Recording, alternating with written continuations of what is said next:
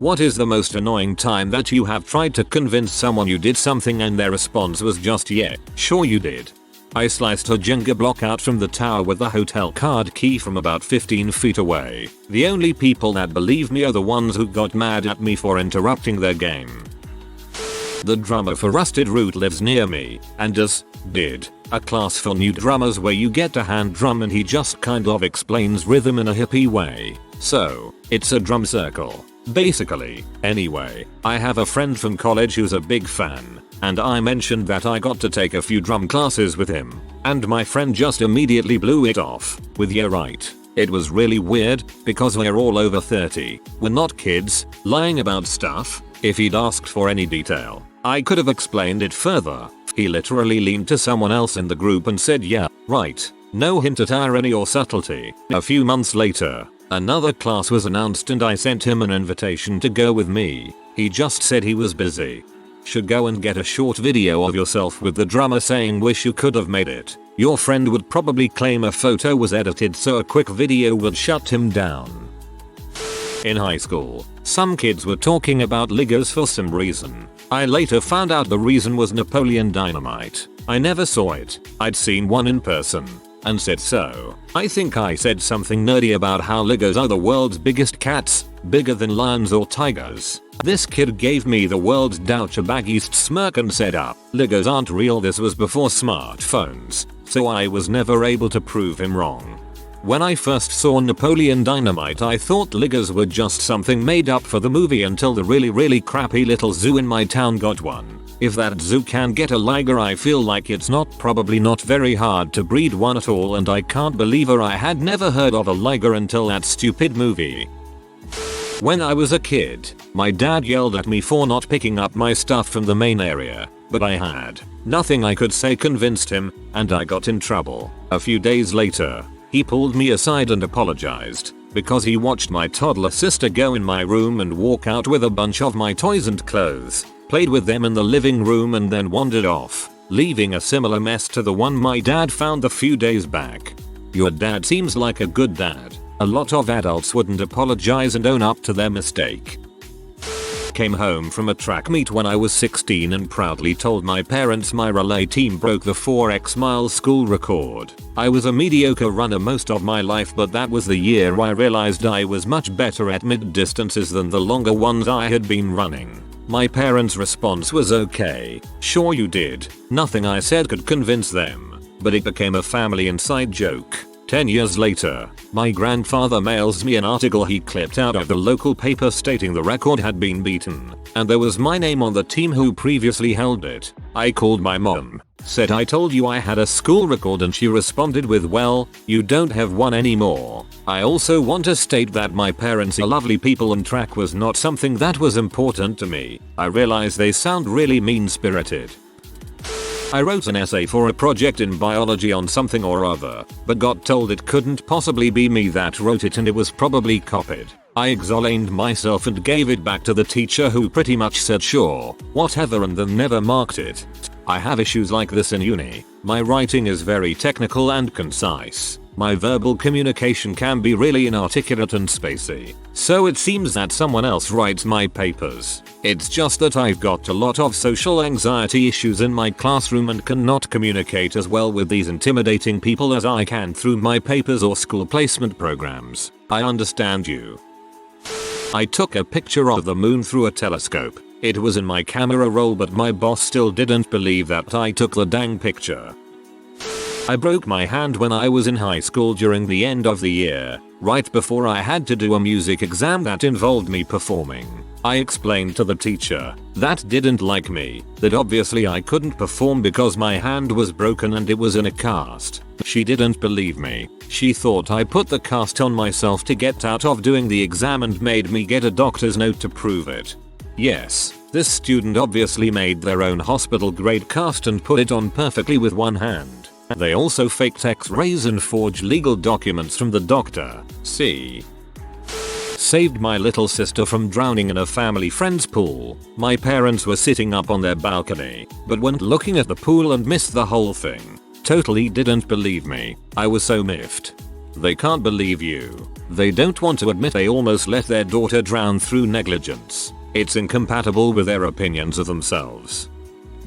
I'm a doctor and there is a procedure called a precordial thump. Basically, when someone is having a specific type of heart arrhythmia, you can't hit someone in the chest and restart their heart. And I did this on an elderly lady in 80s at my hospital. It was the talk of my for a week or so. Fast forward 3 weeks and I'm at my wife's friend's wedding, who is also a doctor, but is a doctor at MGH, Harvard affiliate program. My wife tells a few people at the wedding the story and all of the Harvard people were like, no, that doesn't work. Even the hardest punch only transmits 15 joules, etc. etc. They kept telling me that the research doesn't show it works. Freaking nerds. I was there. I punched the lady. She woke up and her heart went back to a normal rhythm.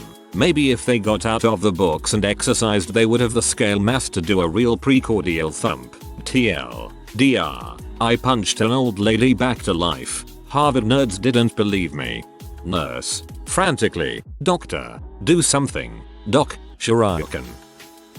In the 7th grade, my butthole of an English teacher told the class to write a recount of an experience that you actually went through. I wrote about the time when I fell off my billy cart during a billy cart race and badly cut my elbow. When returning the marked recounts, she pulled me out of class and said that my recount wasn't realistic enough and I didn't actually experience that. She was dead serious and I couldn't change her mind. In my high school French class, a student raised her hand and asked the teacher, what language do they speak in Europe? Of course the teacher had to explain that different European countries speak different languages, to which the student responded, what about Albania? What do they speak there? How do you say hello in Albanian? Well, I know some Albanian, so I responded, Persiandej. The whole class laughed, and the teacher yelled at me and told me to stop clowning around. I tried to explain that I actually knew Albanian. She threatened to send me to the principal's office. I am Latin American. In high school, I once jokingly told a friend during English class that dong was another name for rooster in English. The English teacher heard and went apeshit saying I was saying obscene words during class because that word, dong, only meant one thing. I explained it could also mean rooster, but she called me a liar. I probably deserved that, but it peed me off that an English teacher didn't knew dong could also mean rooster. That's kind of weird. I am in the US and I seen it used all my life to mean a rooster in English. What the heck did that teacher thinks a cockfight is? Or maybe I do want to know. I threw 3 darts at the same time and all 3 hit bullseye. No one believes me, so I don't bring it up anymore. I took a pic, but that proves nothing. My witness is an ex. I'm married now. She's engaged, so I'm not gonna hit her up for corroboration. Saw a friend I hadn't seen in like a decade. They asked what I'd been up to. I told them I joined the Marine Corps, got out, went to law school and am now a corporate attorney. They laughed in my face and said, yeah right. I said no really. They still just laughed and wouldn't believe. They work at Best Buy. And that is how you don't keep friends. By laugh at them. 2 things. 1. My family is friends with Lance Armstrong. My town has an annual bike race he used to attend, and because my mom happened to work for the company running the race, she became rather good friends with Mr. Armstrong. He was always very nice and polite to both my mother and my family, and it's kind of sad that we lost contact with him after his confession.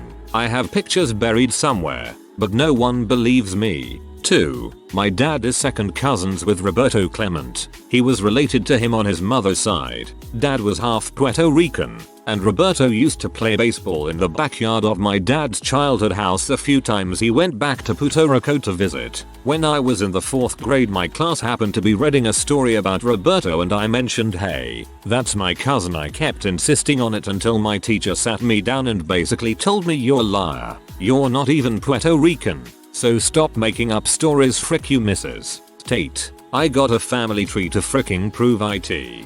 I have my own story about this. My middle school Spanish teacher was Lance's aunt. Everyone in our class called BS and she made a big stink about it. This was before smartphones, and she had a different last name. Years later I saw her on TV talking about Lance and had to eat crow. At the gymnasium at my local Y, it was empty one day, so I asked if I could go goof around with a soccer ball for a while. After a few minutes of bashing long balls off the wall, I started trying to kick the ball in the basketball nets. It didn't go great. Then at the end, when I was about to leave, took one last long bomb from half court and sunk that thing off the backboard. I told my buddy when he came down from the gym. Didn't believe me, of course. I asked the front desk if they had any dang cameras on that gym, but no, privacy. I've probably told half a dozen other random strangers about this featuring. Still no proof though. That I could pick up an anchor chain link when I was in the Navy. These things were easily 50 pounds on my ship, but I'm a tiny 90 pounds woman, so nobody could believe that I could deadlift it. Picked that sucker up myself and even carried it about 10 featuring before I had to put it back down to rest. Never been prouder to prove a bunch of boatswainmates wrong. I actually just posted about this for the first time, but I went to school with 2 English princesses. My parents moved us all over the world for my dad's job. The first place we went was the UK and we lived in Ascot. We weren't posh at all, lived in a servant's cottage. I was enrolled in the local Montessori school and Eugenie and Beatrice were my classmates. I have a class photo with all of us. It's pretty cool to see my name and then HRH Eugenie and HRH Beatrice. I don't carry the photo around with me, so no one ever believes me. My family and I have a running joke though that it's so rude of the royal family to not invite me to weddings because we were obviously so close when we were children. I hope the Queen sees this, takes offense you have been ignored, and invites you to the next wedding. I play video games with my girlfriend even though she's not very good at them in comparison. I've done some pro-am stuff at low levels, nothing to get my name out there but fairly competitive within the communities. Anytime I slip up or she does something cool, she thinks I messed up on purpose so she does better, or I set her up instead of her actually doing something impressive. She loves RS credits, so if she sees this I hope she realizes she's better than she thinks. Wholesome upvote. Probably when I hit the 1000 lb club in powerlifting, a decent advanced intermediate achievement, well within normal human capability, and was sneeringly accused of steroid use. I lived in Paris, France for a year and a half when I was 15 because my father was working abroad. Nobody ever believes me when I say, oh, I lived in Paris. The doubly annoying part is I was only 15. And from my perspective I was getting ripped from my peer groups twice over.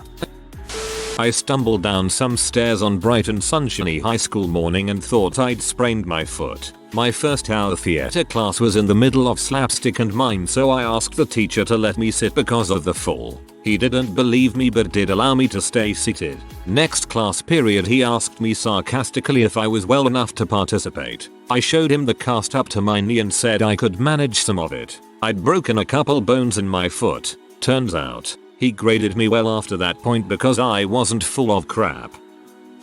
Conversely, users at my office have twice now tried to convince me they rebooted their computers when they did not. There is an uptime counter in Task Manager. This is one of the things I'm checking as I actually ask if they've rebooted recently. Here on Reddit, I'm a recognized expert in a particular field and some basement-dwelling Wikipedia reader managed to convince an entire thread that I was the one lying about my expertise, and that is intuitively truthy but factually wrong. Take on the subject was actually correct. When I was 16 I was treated for a cancerous growth in my mouth and someone tried to tell me I was making it all up for sympathy. Like I go around pretending to be a cancer survivor for attention. I used to be friends with Penguin Zero on Steam. I didn't even know he was on YouTube for almost the entire time we were friends. This was around 2011, so he wasn't that well known then. He is honestly one of my favorite YouTubers. I am pretty jealous of that. I played online poker for a living from 2005 to 2011. Black Friday, the day online poker died. People would ask me what I do for a living and just instantly assume I had a gambling addiction and was massively in debt when I was actually doing pretty well for myself. It never mattered how much I explained how poker wasn't gambling to people. Sometimes they were just convinced that I was going to lose it all or was straight up lying. That time that I was in People magazine. It's not unrealistic I guess, but it was the sexiest man alive issue. Totally unrelated to that, but my picture was attached to an article on the very last page. Was singing Christmas carols to kids in the hospital with former tennis great Andrea Giga. I wrote a job advertisement yesterday, but my parents told me they knew I had played video games all day. I spent a whole 4 hours on this dang paper and all they had to say was yeah sure you did. Quite the opposite actually, but a fun story regardless. Some of my good friends in college lived in a house together our senior year and I spent enough time there to pretty much be their 6th roommate. It is also important to point out that I was by far and away the biggest shithead of the group. This will be important later, so commit it to memory. Their house came to be the central hangout for our wider friend group for movie nights, televised sporting events, and pre-gaming the bars. One Sunday morning when we were all coming to the house to watching 7 hours of football, it was discovered that the framed poster of a Bengal tiger, who we came to refer to as Samson, that hung above their non-functional fireplace, as well as a poster of the Kramer, had been vandalized. Some hooligan found it in their infinite wisdom to put googly eyes on them. None of the housemates would dare destroy this beautiful piece of wall art, and I, being the usual, and often rightful, scapegoat for such shenanigans, was naturally selected as the prime suspect. Now, hand to God, I didn't do the googly eye prank, but our entire final semester of school it was widely believed and accepted that I was the googly eye, and every attempt I made to clear my name was met with yeah sure and balls from the collective. Every single time. This false accusation still haunts me today. Toolbox boys, if you're out there, I swear upon all that is holy that I didn't besmirch Samson's majesty with the googly eyes. It was probably Keith. Damn it, Keith. I'm one of the nerdier people I know, and gladly own the bookish, PC gamer attitude and look I have. No one ever believes that before university, when I was in the army, that I was attached and basically functioned as special forces, doing special forces things. Then I got out, had lung troubles so couldn't stay in shape, and got back to being a nerd. You're like Gus from Recess. I ran the entire IT department as an internet and non-profit. Of course, the entire IT department was essentially volunteers, but yeah, I had hiring managers who reviewed my resume tell me I was bullshitting, and it made me a bit mad because literally you could ask the executive director there and he would tell you that my resume is accurate. Either way, I have experience now and I'm a developer now, so it doesn't matter, but yeah, it was annoying. On a canoe trip, looking for the next portage, land crossing to the next lake where you need to carry your canoe supplies etc, which because of a lot of bays and outcroppings in this long lake was tough to find. Right away I look down the lake and notice what I am sure is a white flag attached to a tree on the other side. Always had awesome eyesight. Drink your apple juice kids, ask leader if this is what they're looking for. They get excited, say yes, but then when I say I saw it on the other side, probably over a kilometer away, they were like oh yeah sure, maybe we'll check out this closer one first. Searched all these bays taking like an hour until finally they relent and try out my suggestion. Totally right, exactly where I said it was. They couldn't believe it and jokingly called me eagle eyes for a while after. I told my mom that I left college because I was raped and she didn't believe me, and people wonder why victims don't always report. I'm sorry, what a horrible thing to happen. I managed to stack 52 biomass, flip them off the edge of a table, and caught them with one hand whilst I was very drunk. I have big hands but it's still ridiculously hard, so no one thinks it's a plausible story. Me and my friends had been doing it for ages in the pub, so they all eventually got bored, but I carried on. None of them witnessed it. That's seriously impressive. My record was 30 and I wasn't even that drunk. My English teacher in high school returned a piece of creative writing I'd done, and said the only reason I didn't get the top marks for the piece was because there was a spelling mistake. I looked down at the one word circled. It was the word won't. Now this had obviously been confused with the word won't, as she was wont to be lazy and not read for context. I whipped out a dictionary to prove to her that I hadn't made a mistake, and that I should receive top marks. She read the word definition and said that it was still wrong.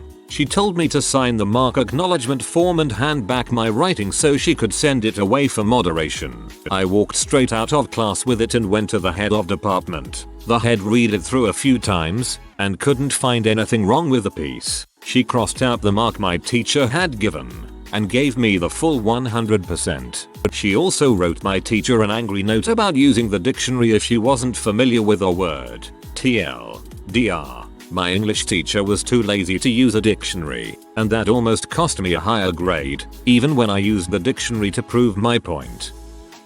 When I was 17, promised my evil stepmom I'd pick up her psychopath son from school. On the way home my new to me used car ran out of gas, but still showed a quarter tank on the gauge. I attempted to call her from the payphone nearest to my car to tell her I couldn't pick her kid up, but the payphone wouldn't ring her number. I got the fast busy signal after dialing the first 3 digits. She refused to believe my story, insisted I forgot and was trying to cover it with a lie. I pushed my car to the gas station.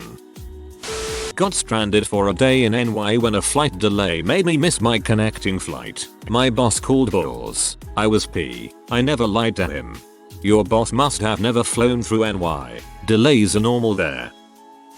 The first time I ever broke 50 in a round of golf without cheating, I went home and told my mom and my dad, and after having tried for years I got the "oh that's great honey" meaning sure you did. It wasn't until my friend's dad saw the scores of the match listed in the paper that he cut it out and gave it to my mom that she actually believed I did it. In my parents' defense though, I was a god-awful golfer, so I can understand their skepticism to a degree. Took this girl on a date and afterwards she insisted on giving me a rim job. I hesitantly accepted and it was actually pretty enjoyable, but nobody believes me when I tell them about it.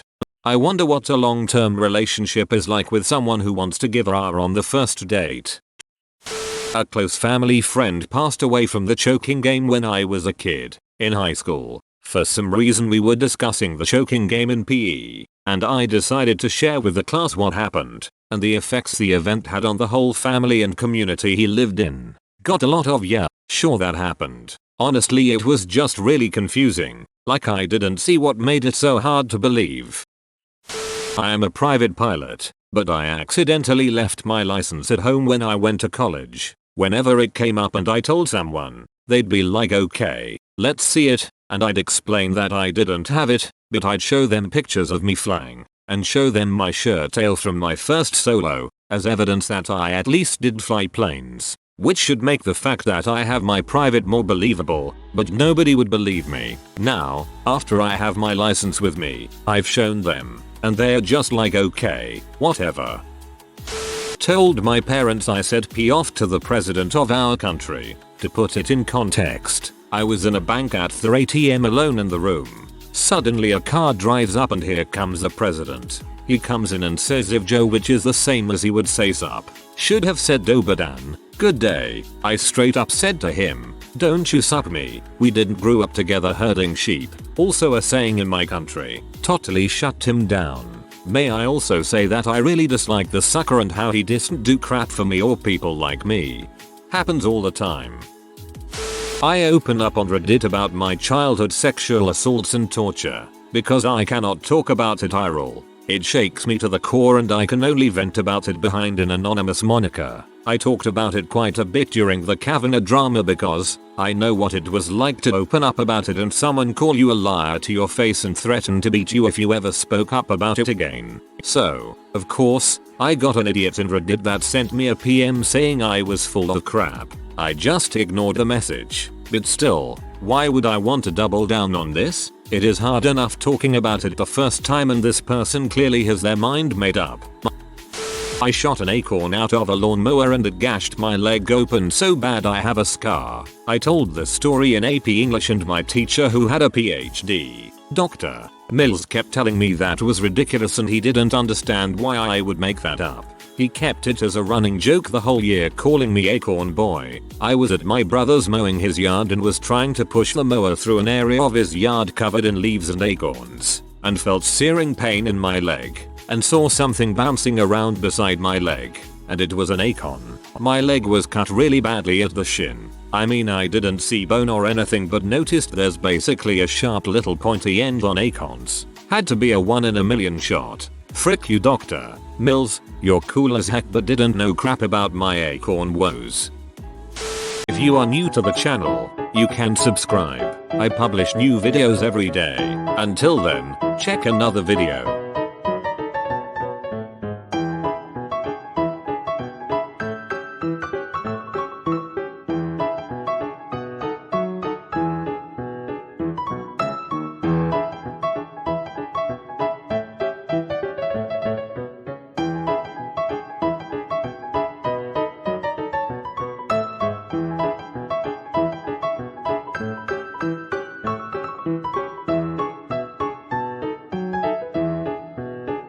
Bye for now.